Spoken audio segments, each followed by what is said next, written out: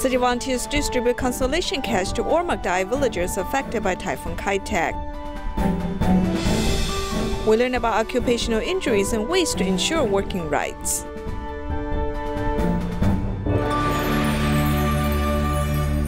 Welcome to DaAi Headlines. I'm Siri Su. Thank you for joining us.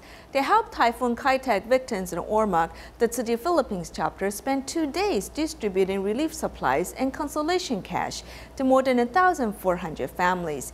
In addition, they also invited 18 local volunteers from Marikina to come to Ormoc to pass on cleaning experiences.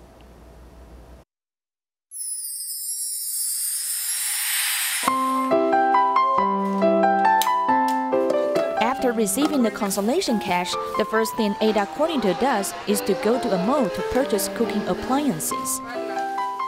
As their home was devastated by Typhoon Kai-Tak, they have not been able to cook for several weeks. I used the consolation cash to buy an electric cooker and a stove. I had to burn charcoals to cook before, but now the equipment has been upgraded as I can use the stove to cook.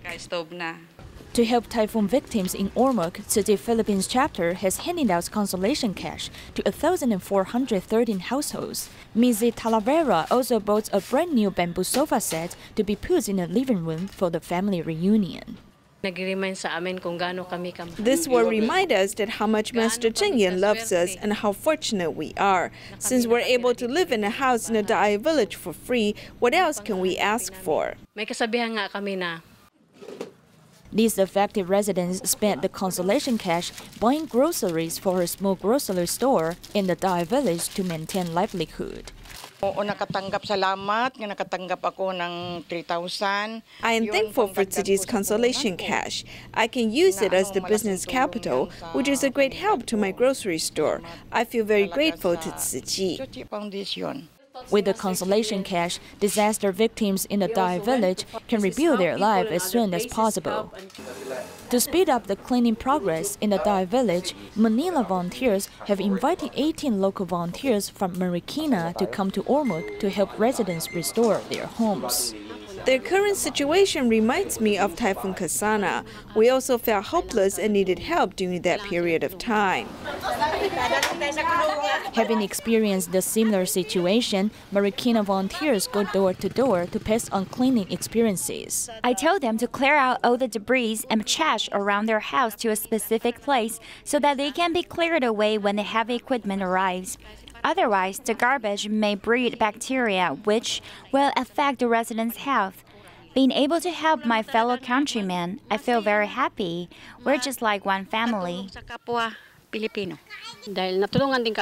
I was once a typhoon victim, and I also received Tzu Chi's help. On these reunion holidays, I chose to leave my 5 children at home and come here alone because it's worthwhile to do good deeds. After Christmas, with the invitation of Manila and Marikina volunteers, Ormoc Da Ai village has started a large-scale work for relief program. It is hoped that everyone in this village can celebrate the new year in a clean home. Going to the restroom is something everybody does every day. However, most people take it for granted, and it's hard to understand the pang of not having a restroom in the house. Tzu Chi volunteers in the Philippines help minority families in San Mateo town build restrooms. Tzu Chi volunteers in the Philippines come to San Mateo town's slum area to check the 8 residents who didn't have restroom in their house. It's very important to have a restroom in the house because we use it every day.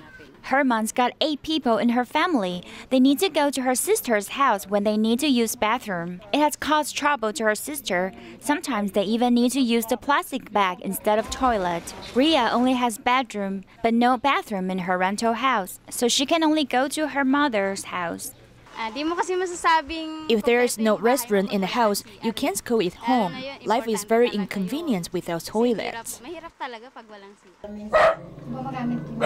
Maria has 8 people in her family. The toilet is often stuck. Sometimes it even overflows. We have a toilet, but it's very hard to flush it. Going to restroom is important because it's related to personal hygiene and health. Tzu Chi volunteers are studying each resident's case and planning how to build restroom for them, so that these people in poverty can be free from worrying about where to go for restrooms. City volunteers in Vietnam will be holding 3 year-end blessing ceremonies this year. The first one was held in Binh Duong province on December 17th and was attended by the general public and Tzu Chi's care recipients. To celebrate the annual year-end ceremony, Tzu Chi volunteers in Ho Chi Minh City arrived here a day early to set up the venue. This year's ceremonies begin at Binh Duong province. It is attended by the volunteers, donating members, and Tzu Chi's care recipients. My husband is paralyzed and I must raise an orphan, so our lives hadn't been easy. But fortunately, Tzu Chi volunteers came to our home and helped the kid go to school, so I can look after my husband. The volunteers also gave a performance on the Medicine Buddha's 12 vows on stage. Then the volunteers gave out the red envelopes of blessing and wisdom to the audiences and wished them all the best in the coming year. I'm glad to attend Tzu Chi's year-end ceremony. In the video on Tzu Chi's activities in this year, I saw these activities were charity in nature, and they have helped many people, so I was very touched. I am touched by Tzu Chi's assistance in Vietnam, and I hope the volunteers can go to more places and spread love to more poor people in the future. From January this year up to last month, I've tried to attend volunteers' events, as many as I could. I'm grateful that I had this chance to offer help on this land. I hope I can be more diligent in supporting Tzu Chi in the future. At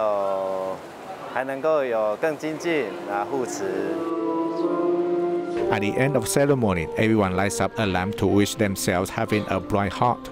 It also means that the much power of goodness has been accumulated and it will smooth out pain. Hualien's Panarugan village started to examine the health of coral reefs. They're also the first community in Taiwan to train local residents to become volunteers. They wish to educate people how to better care for the land and the ocean. If you see indicator species under the water, put a mark on it. If you want to work on the invertebrate, it's fine, they can choose. Volunteers choose their missions and load up their equipment. They go into the ocean to seek answers for how much harm their farming methods have done to the ocean.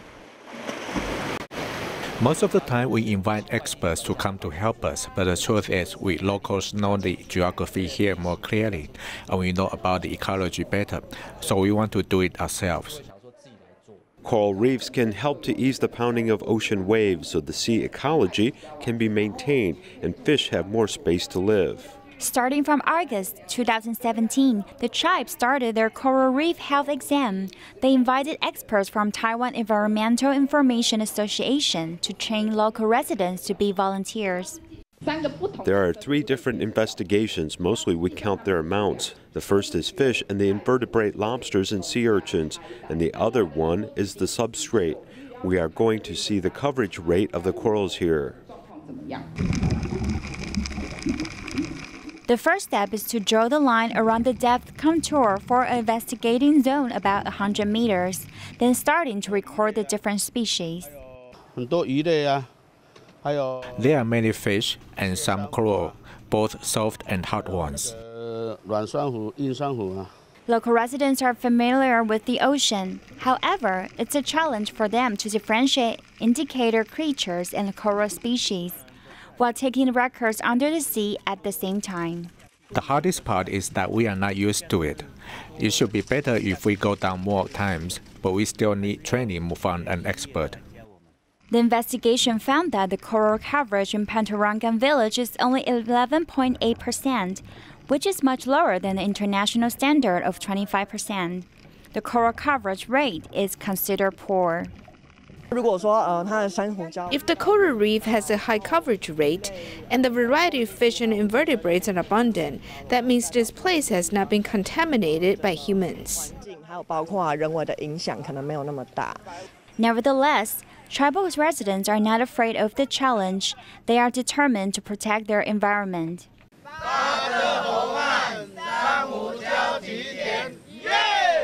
This coral is very huge. It's the first year of the coral reef health exam, with tribal residents hoping that they can find out the damage they've done to the ocean through conventional farming methods. They expect the data can lead more farmers to utilize environmental-friendly farming methods. Farming, hunting, and fishing, they know that all this can support their nutrition. All this needs to be taken care of. We younger generations are taking actions to do so.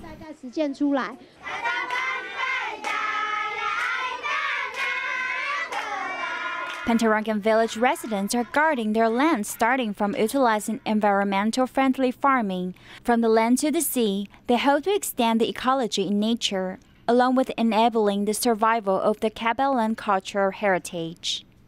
I hope we can protect the ocean so it can last for future generations.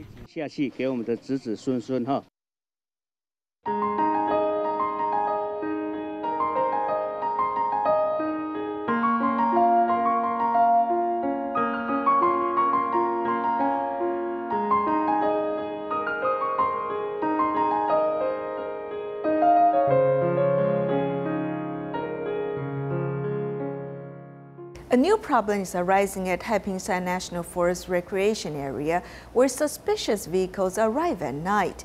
These vehicles remain there overnight, simply camping in the parking lot. It's not only happening here, but also at Yushan and Arisan. National parks and scenic areas are ecologically sensitive areas, and once the environment is destroyed, there's no way it can be recovered.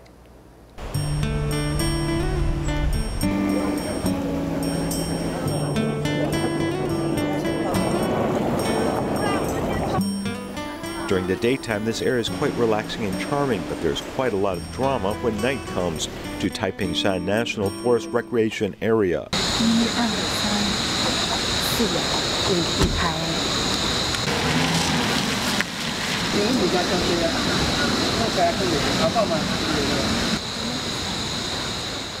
At 9 o'clock in the evening, after the park is closed, there are a number of suspicious vehicles in the parking lot.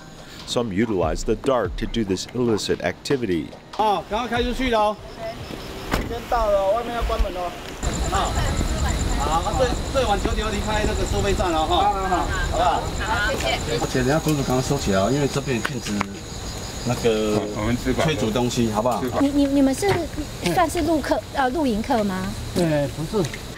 While most do not admit to camping here, the scene reveals something different altogether, as gas ranges, pots, tables, and chairs, and even a tent are on display.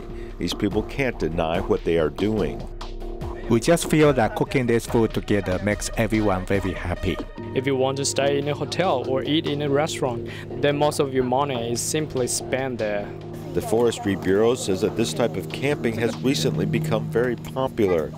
Tourists simply do not want to spend any money, simply residing in parking lots and utilizing the water in nearby public toilets. But shouldn't this type of activity be prohibited in a national forest recreation area? They are that it will affect the ecology of nocturnal animals. They also create a lot of garbage, and they also take up a lot of parking spaces.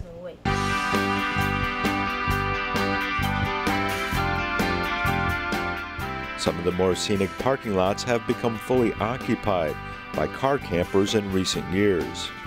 At present, in terms of laws and regulations, there is no explicit prohibition of camping in these areas. Therefore, it is hard to enforce this from a legal standpoint. The original National Park Act does not expressly prohibit camping. For those camping, they create a lot of garbage, which we can deal with, but we are the Forestry Bureau and we aren't law enforcement. Since there is little law enforcement, some tourists have little fear, even when police officers arrive. Whether or not high-level or low-level management is needed is a matter of national policy, governing resources, so our view is that there is no other reason or excuse to say we need other regulations. To restrict tourists from camping in restricted areas, we must first have a special law prohibiting this, and secondly, more legitimate campground. However, there are only 14 legal camps at scenic areas. In other municipalities and the Forestry Bureau, even fewer campgrounds they operate. As for the private sector, such campgrounds must be attached to legal leisure farms, otherwise they are illegal. It's not defined as part of the larger industry, as camping is only an activity, so they are only leasing the space. Since this industry enjoys blurry regulations, there's no guarantee about the quality of each campsite. Up to 70% of campsites are not covered by public accident liability insurance. If no company was formed, taking out personal public accident liability insurance under current provisions may indeed encounter some difficulties. Looking at legal campsites, they typically have accident liability insurance, as well as sewage treatment facility and fire extinguishers. These are all regulations that are the first step in establishing them as legal entities. Another question arises as to which government agency should oversee such campgrounds. If they charge a fee for accommodations, then they should be considered a hostel, and this seems consistent with regulation. But then regulations pertaining to this industry also need building permits for all of their structures. Many believe this industry is different from hostels and shouldn't require licensing like other hostels, which is issued by the Tourism Bureau. Instead, they claim to be closer to leisure farms, which are managed by the Council of Agriculture. At times, many have been passing the buck when it comes to governing this industry. Many of these regulations are decided by the central government and our local governments in the absence of any solution or any agency or regulation. We work with the local governments and enforcement groups to carry out an initial inspection. Opening these Malay County government documents in 2016, Cabinet Policy Director Chang Jing-sen had a meeting with county governments, concluded that oversight of campsites should be overseen by relevant authorities and regulations. But what does this mean? It means that they must be subject to soil and water conservation laws, the developments of agricultural land, fire and sanitation, as well as tax laws. With such a ruling, there are now many regulations that govern this industry, but actually, who in the end is responsible for ensuring that all these laws are actually followed and carried out? In Taiwan, there are more than 55,000 cases of occupational injuries a year. Besides those who are exposed to dangerous machines and noise, people who work in offices also face the threat of occupational injuries. At Hualien Taiwan Railway Locomotive Depot, every day tens of trains need to undergo the careful checks of railway staff before they can run. However, there are dangers in the work environment. For instance, the machines are always running. If your hands slip while holding the tools, your fingers can get injured. That is quite dangerous. Since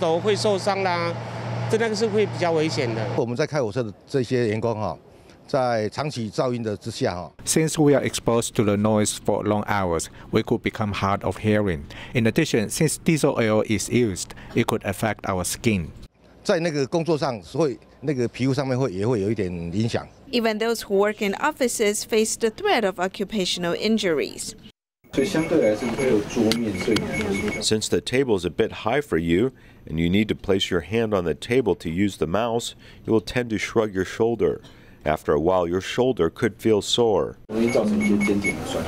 According to the Bureau of Labor Insurance, in the first 6 months of 2017, most cases of applications for occupational injuries and illnesses are related to hand and shoulder illnesses, accounting for 166 cases.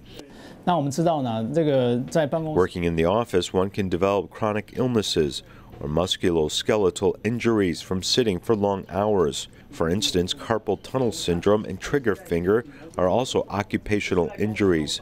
You can come seek help if you suspect your illnesses is related to your work. If it has been proven that one cannot work due to occupational injuries, one can claim injury or sickness benefits. Hospital's Division of Occupational Medicine will also assess the worker's conditions to reassure his rights to work. There is a unit that cooperates with the rehabilitation department and assesses the work reconstruction rate. Therefore, after one receives treatment for occupational injuries, one can come to this unit for assistance. Prevention is more important than treatment. As one seeks work opportunities, it is important to make sure the work environment is safe and insurances are offered to create a win-win situation for both the employer and the employees. Tzu Chi New York chapter, which was established 26 years ago, holds a cloth distribution every winter. This year was no exception. Starting from the beginning of the month, it held 3 separate distributions on consecutive weekends to help the public celebrate Christmas. Heavy snowfall in New York City led Tzu Chi volunteers to hold a winter clothes distribution beginning in early December and continuing for 3 consecutive weeks. These events took place in Brooklyn and the Bronx, serving low-income families and the homeless. We provided supplies and clothes along with shoes and toys for kids. We have a variety of dazzling supplies to present to all people in this community. At the Brooklyn Tzu Chi office, many of the people who came are from a neighborhood shelter and are long-term homeless people who appreciate the familial-type interaction with volunteers. How could a group be so compassionate even though they don't know us and don't care about our skin color? I attended the free clinic before and they look after my teeth. And now they are giving us supplies to get through the winter. I am very grateful for their support. I believe you touched a lot of the men's hearts here. You know, they were here thinking that they were just going to get a coat, but now they realize they came with much, much more. And I really have to thank you. Happy Christmas! People who received winter clothing have also experienced Hurricane Sandy and the Ecuadorian earthquake. Tzu Chi developed good ties with these groups in the beginning and has continued in the winter. Last year's earthquake in Ecuador saw the Tzu Chi Foundation helping many earthquake survivors in our country. And today it is in New York, and I am very thankful for the warm clothes from Tzu Chi. Everybody always needs the help. Everybody is always in the need of something, and the foundation has done so much, and we are grateful, and I'm sure everyone else is, for everything that they have done to the communities.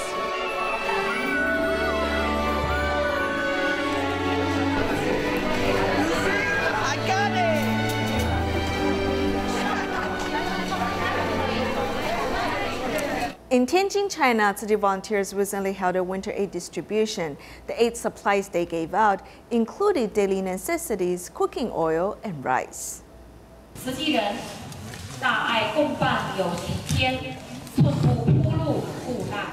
Before receiving winter supplies, the residents have already received sincere blessings from these words.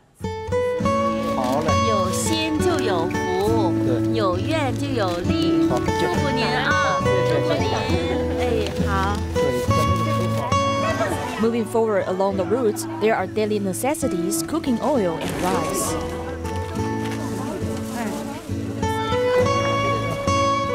Volunteers in yellow vest always take the initiative to find out who needs help. Han Minhua, who volunteers at events for the first time, has inspired her son's compassion. I think the greatest benefit is that I have brought my child here today. Although my child spent most of the time playing, he went with me to help 2 care recipients with mobility problem receive supplies. It certainly has a great impact on his growth process. Tianjin Tzu Chi volunteers have continued to spread love as they want to make sure they have fed the residents and warmed their hearts. In Malaysia, Tzu Chi Kuala Lumpur and Selangor chapter has participated in Malaysia Da Honghua International Tea Culture Expo for the first time. We'll leave you with these images at the end of the program. Thank you for joining us. Goodbye.